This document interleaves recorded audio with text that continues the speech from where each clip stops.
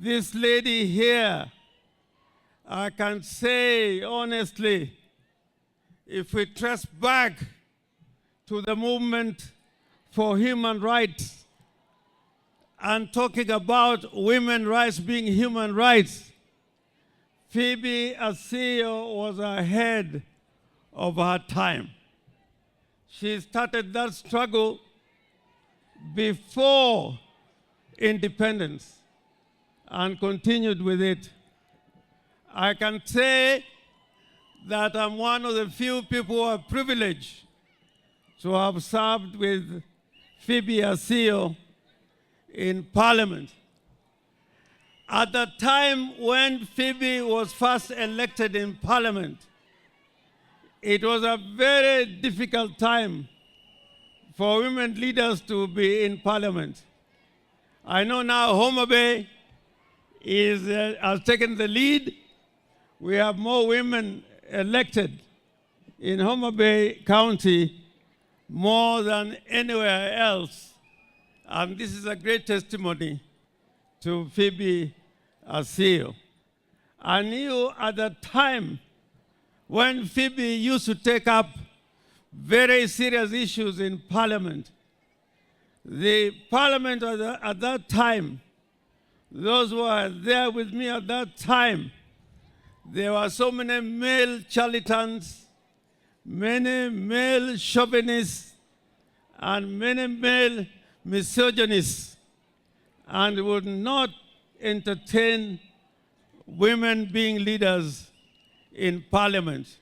And for that matter, I honor her and I thank the state for giving her such a wonderful send-off. In 1979, when I left being a councillor in Kisumu, Phoebe Asiyo braved it, and Jaramogi supported her.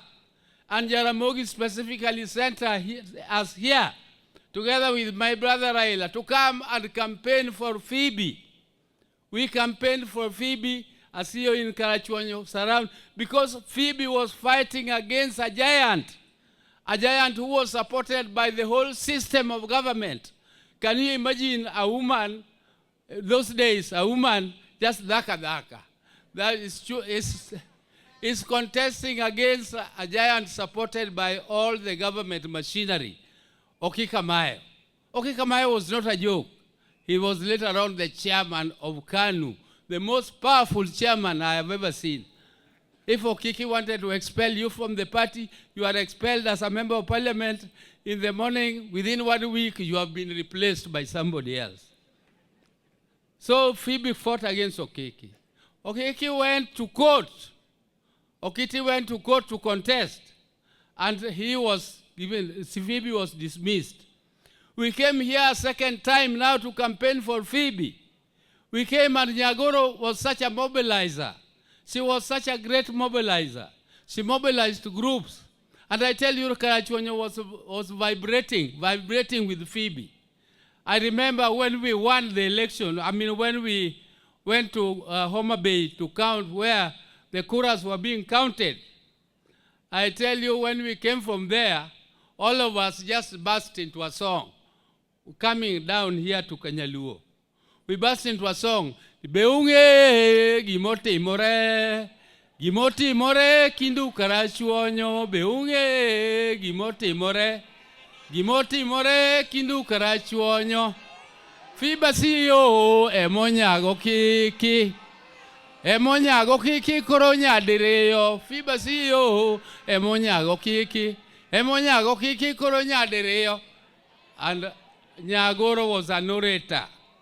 She was an orator of an equaled, there was unmatched orator. And when I joined Parliament in 1994, I found her fighting for women's rights in Parliament. And it was difficult, because the first bill she brought there, people were saying, these women's rights, they went to Beijing. This Beijing women, what will they achieve? They will achieve nothing. But Nyagoro persisted, and they fought, and now the women are where they are up there. They have not achieved the 30%, but I'm sure they will soon achieve that 30%. Mimi nilipata nafasi moja kubwa sana wakati nilipochaguliwa kama kiongozi wa wafanyikazi katika nchi hii, kutoka kwa Mama Phoebe na Bishop Kosgei, watu wawili ambao waliniandikia nikishachaguliwa kwa their congratulatory message, wakisema please restore the lost glory of our workers. And indeed, namsindikiza mama nikimwashua, I have put the Central Organization of Trade Unions in Kenya on global map. And that was her wish. Nikimalizia, nimekuwa very close kwa hii family kwa ajili ya marehemu ndugu yangu Chesire. Kiptoo amekuwa hapa ameongea na anajua vile tulivyokuwa pamoja. Mama Zipora alikuwa hapa, ingawa alinishangaza kidogo at the age of 82, ana smartphone, anasoma bila miwani. Nikashangaa, nikasema kumbe I will have to go up to 130 years. Mimi nataka kuambia wa Kenya, it's better to have a bad government than not to have one.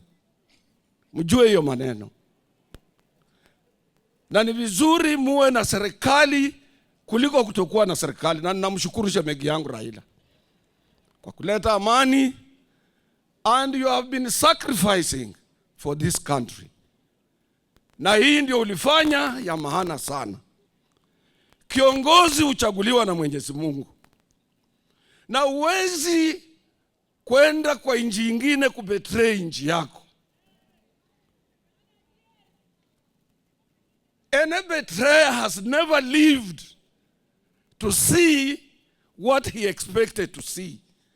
Betrayers kila siku huenda na wakaenda kabisa bila kujulikana. Kenya is big than all of us.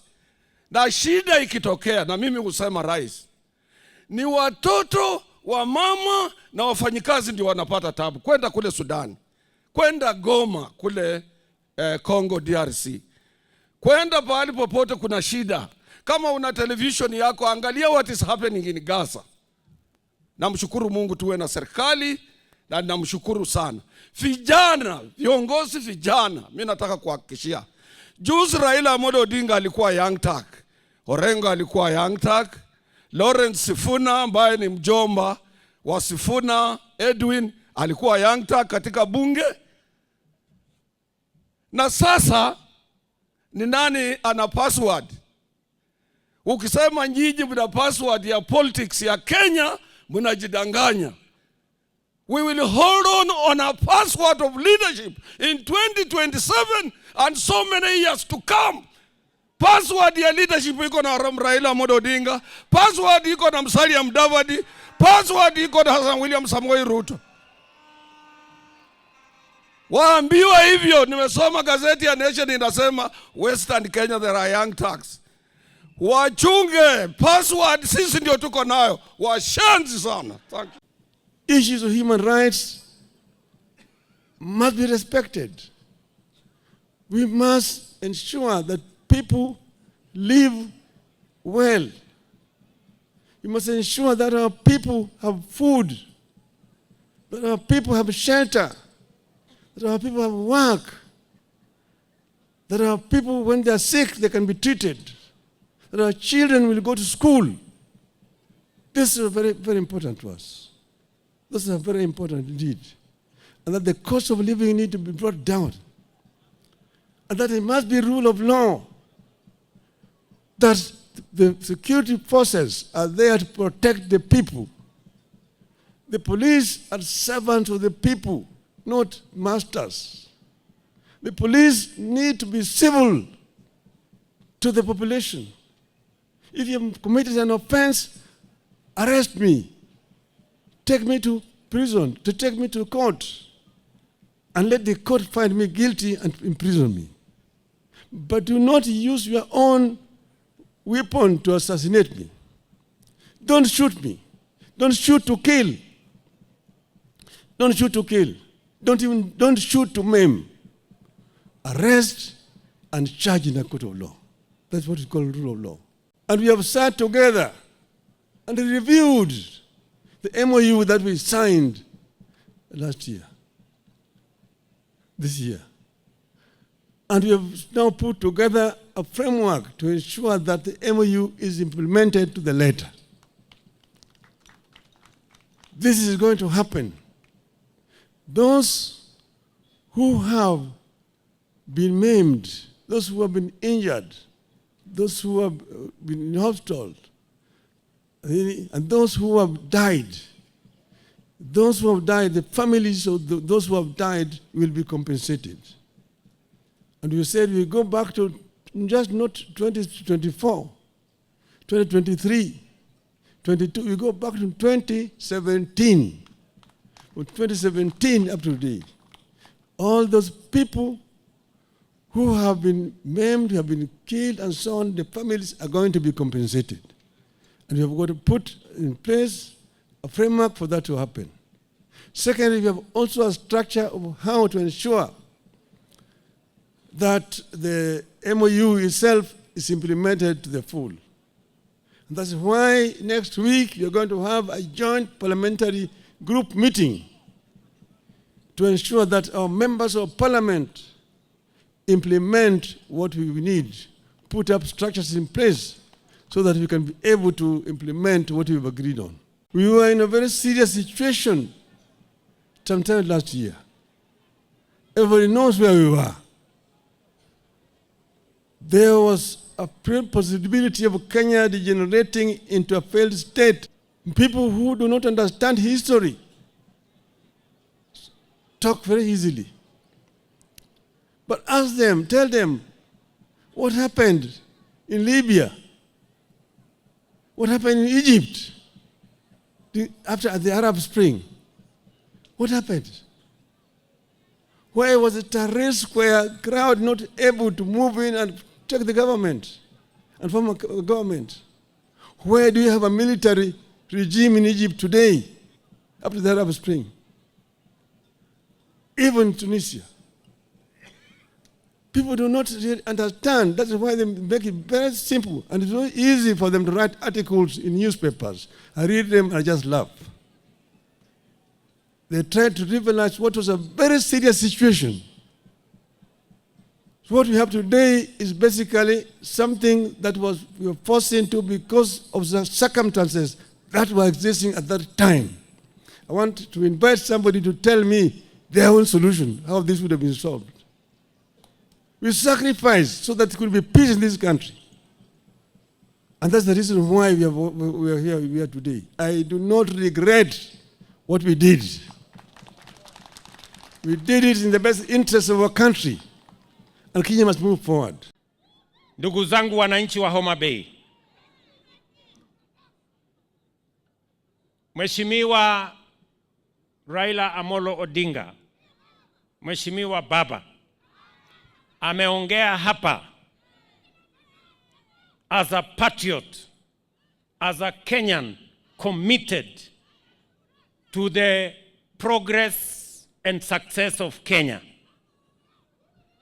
I was also almost tempted to say that I have nothing useful to add. He has said it all, and he has put it well. Your Excellency, the Right Honorable Raila Odinga, your place in the history, in the progress, in the governance, in the destiny of our nation is firmly engraved. Your contribution, your sacrifice, your mentorship of many leaders is something of pride to those of us who have worked under you in our earlier political journey. And I want to say, listening to you today, I am persuaded that this nation and I associate and I agree with your commitment and your conviction that Kenya is a great country, because it is a great country. It is only that some do not understand the potential and the greatness of this nation. Because of your commitment to this country, today you have assisted me to put together the broad-based government, a government that brings all communities, all regions, all parts of Kenya in an inclusive manner into one administration that does not look, that does not seek to preserve any leader, but to preserve the destiny and the place and the stability of the Republic of Kenya. Because of the coming together under this broad-based government, because of the Honorable Raila Odinga working with me to put together this broad-based government, Kenya has a date with destiny. Kenya has a historic opportunity to change the place of Kenya and to elevate this country to the next level. To unite this nation beyond community, tribe, region, or religion. And to forge that unity so that we can transform our economy, make it inclusive, deal with the challenge of unemployment, create wealth to get rid of poverty, transform our agriculture so that we can eliminate the shame of hunger, create products for exports, and expand our progress and our prosperity. Transform this nation in a very meaningful way. Today, as has been said by Baba, we are committed to taking this country to the next level. And it is the reason why we signed the 10-point agenda. And I want to commit that as the head of the executive, that 10-point agenda will be implemented to the letter. The journey towards the implementation of that agenda began. And that is why, because we were very clear about the place of devolution, we not only have paid all the monies that were due by the end of the last financial year, we are also committed that even without the necessary legislation, on Monday, Treasury is going to release the resources for our counties for the month of July. We have also set in motion the discussions on how to enhance allocations to our counties, as we demonstrated in the last budget, where we added an extra 30 billion shillings to our counties. And that is the trajectory that we have agreed upon. As has been said here, we have also put together a 5-member committee to make sure that our administration will implement not just the 10-point agenda, but all the other agreements that we have agreed so that we can transform this nation. Let me also say that as part of the implementation of the 10-point agenda, today I set up the infrastructure and the mechanism to pay and compensate all those who lost their lives, those who were injured, those who were hospitalized, as part of healing our nation so that we can bring our nation together and forge and focus our ideas, our energy, and our focus in taking the country into the future.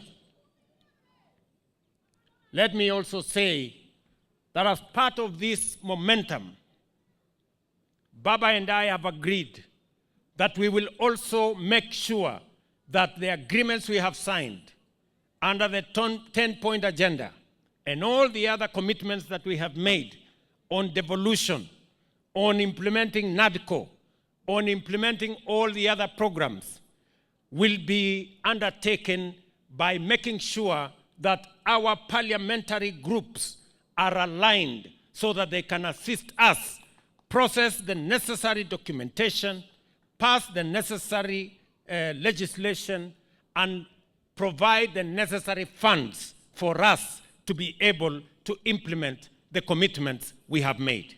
I want to say on this occasion that we are not doing trial and error. This is not an exercise of guesswork. We know where we've come from. We know the risks our nation has gone through.